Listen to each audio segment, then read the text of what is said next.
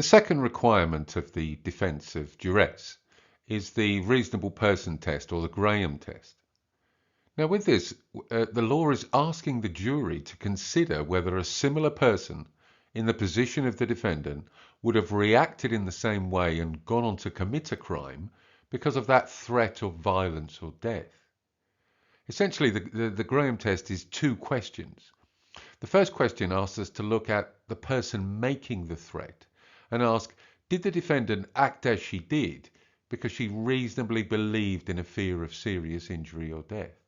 While the second question is, would a person of reasonable firmness with the same characteristics have responded in the same way? So in the second question, we look at the characteristics of the defendant and ask, would another similar person with those characteristics have the courage to stand up to it, or would they have submitted and given in to the threat as the defendant did? As I just said, this part of the test, we are asking the jury to look at the person making the threat to see if it was reasonable for the defendant to believe in that threat.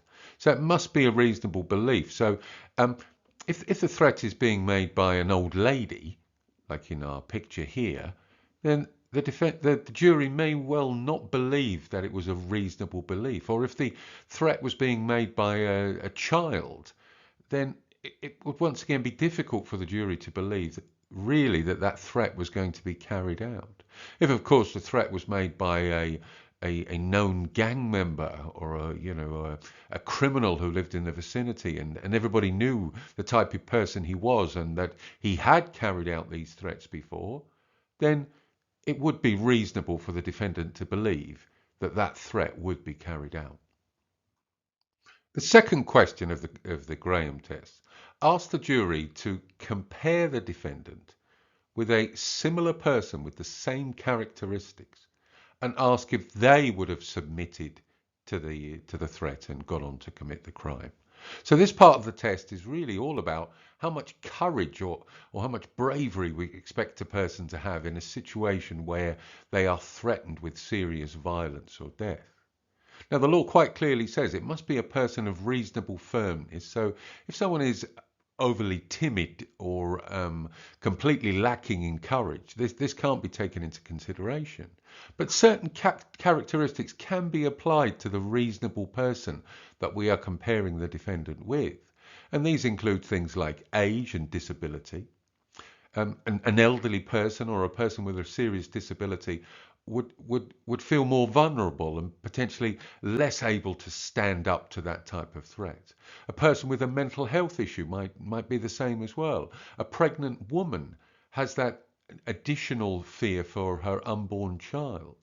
The courts have also said that gender ought to be applied as well, although this is a contentious one, as a lot of women are just as brave, if not braver than men when threatened with physical violence. But a lot of women are also physically smaller than those people that they are being threatened by. So perhaps that's why it is taken into consideration.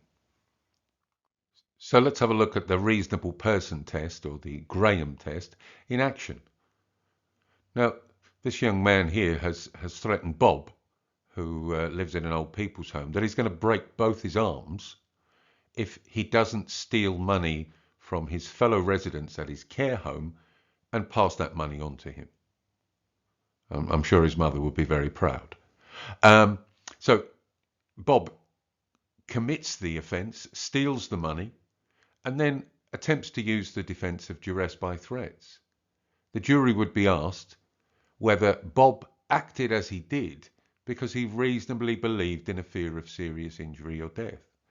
Now, the person making the threats, we don't know much about him, but he looks like a fit young man and quite a horrible young man. So it would probably be reasonable for Bob to believe that he would carry out that threat of breaking both his arms if he didn't commit the offence.